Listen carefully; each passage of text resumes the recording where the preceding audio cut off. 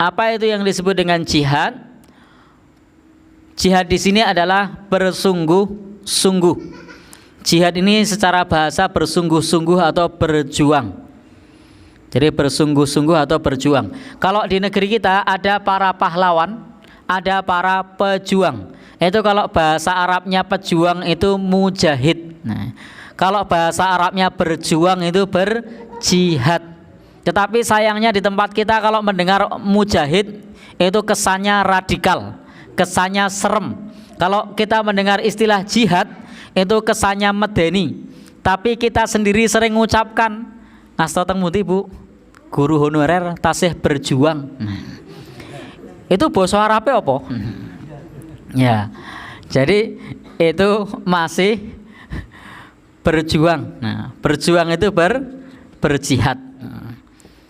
Bapak dan saudara yang berbahagia yang dirahmati Allah Subhanahu wa taala, jadi berjihad itu identik dengan rekoso, berjuang itu identik dengan susah payah. Sehingga di tempat kita kalau ada guru gajinya kecil dibilang berjuang atau berjihad, bersusah payah. Bapak Ibu yang berbahagia yang dirahmati Allah Subhanahu wa taala, jadi di sini pentingnya pula bagi kita untuk berjihad.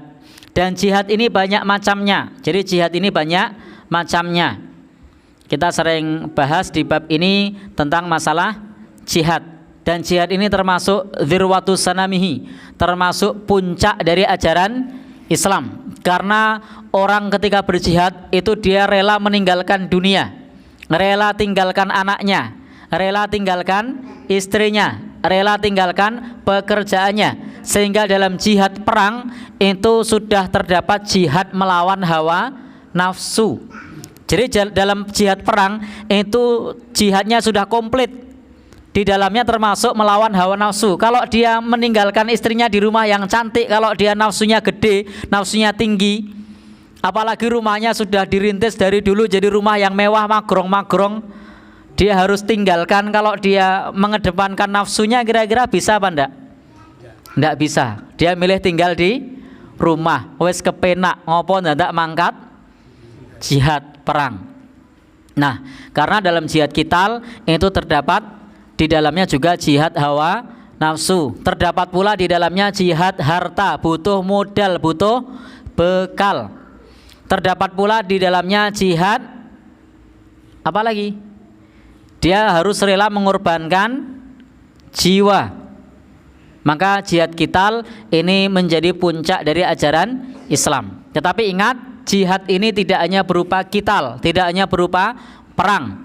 Ada yang namanya jihad hawa nafsu. Ini disebut jihadun nafsi. Dan kita wajib, setiap kita wajib untuk bisa mengontrol dan mengendalikan hawa nafsu kita.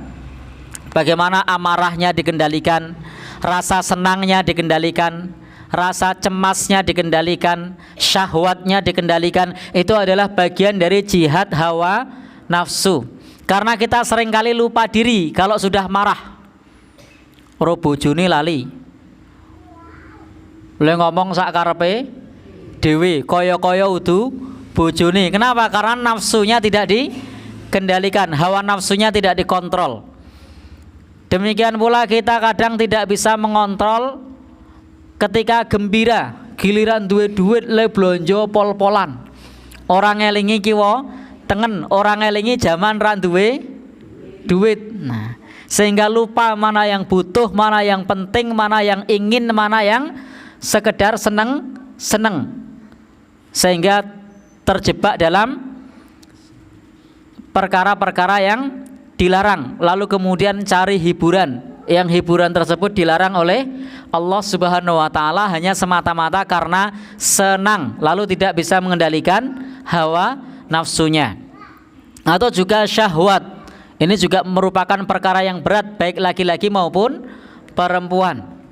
Kadang kalau sudah syahwat yang berbicara, itu Masya Allah, itu tatanan bisa rusak karena mengedepankan syahwat. Maka hendaknya kita memerangi diri kita, hawa nafsu kita, termasuk di dalamnya ada amarah, apalagi tadi euforia, rasa senang, Kemudian apa lagi?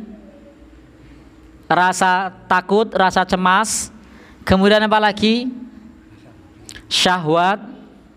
Apa lagi? Sombong. Itu semua adalah bagian dari syahwat.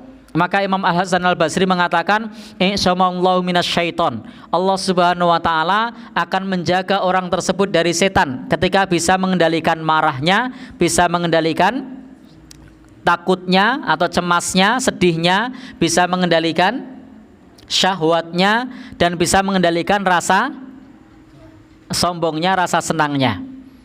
Sehingga Bapak dan Saudara yang berbahagia yang dirahmati Allah, bagian jihad yang bisa kita kerjakan adalah diantaranya jihadun nafsi.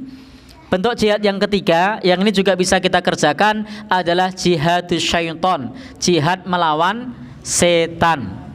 Apa caranya? Zikir pagi dan petang. Dan kita mempelajari apa saja yang menjadi kesukaan setan.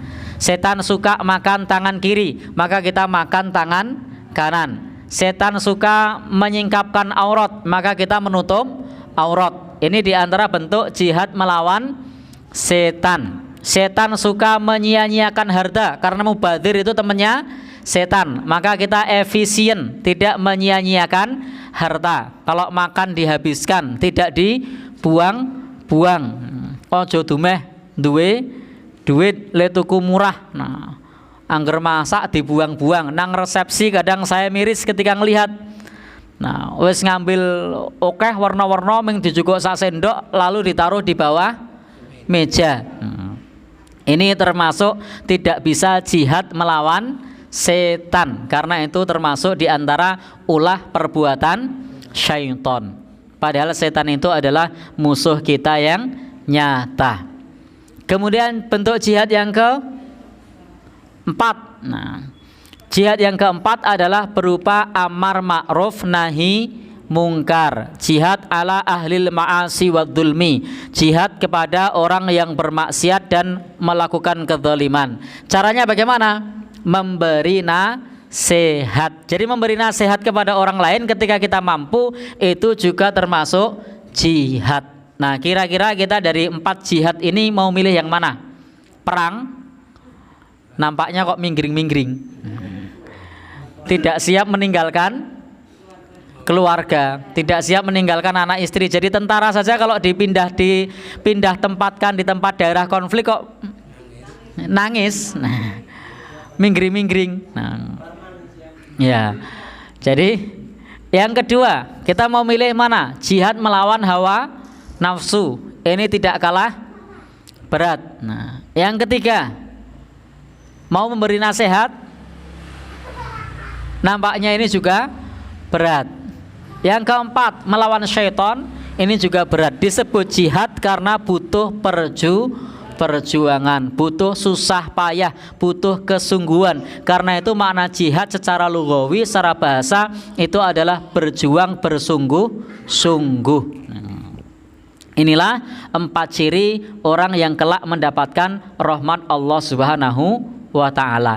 Dan semua jihad tadi itu akan sempurna jika fi sabilillah. Jadi jihad itu harus fi sabilillah, tidak boleh karena yang lain. Kenapa kita berjuang? Karena Allah Subhanahu wa ta'ala. Tidak boleh karena yang lain. Kenapa mengendalikan hawa nafsu? Takut polisi? Bukan, tapi takut kepada Allah Subhanahu wa ta'ala. Kenapa tidak marah? Takut istri? Bukan itu. Tetapi kenapa tidak marah? Karena bentuk taat kepada Allah fi sabilillah, karena Allah Subhanahu wa ta'ala, bukan karena yang lain. Demikian pula memberi nasihat kepada orang lain bukan cari pamor, bukan cari popularitas, bukan ingin dianggap sebagai orang yang agamis, tetapi semata-mata fi sabilillah, di jalan Allah Subhanahu wa ta'ala. Ulaika yarjuna rahmatullah, maka mereka inilah orang-orang yang pantas mengharap rahmat dari Allah Subhanahu wa ta'ala. Dan jihad ini adalah ada macam-macam, dan jihad yang bisa kita kerjakan itu ada 3 macam. Adapun jihad qital itu kita sebagai rakyat sipil hanya menunggu komando dari penguasa yang sah. Kalau penguasa yang sah tidak menyerukan, maka yang kita kerjakan adalah jihad hawa nafsu, jihad melawan syaitan, jihad amar ma'ruf nahi mungkar. Karena penduduk sipil tidak boleh mengangkat senjata kecuali atas perintah penguasa yang sah.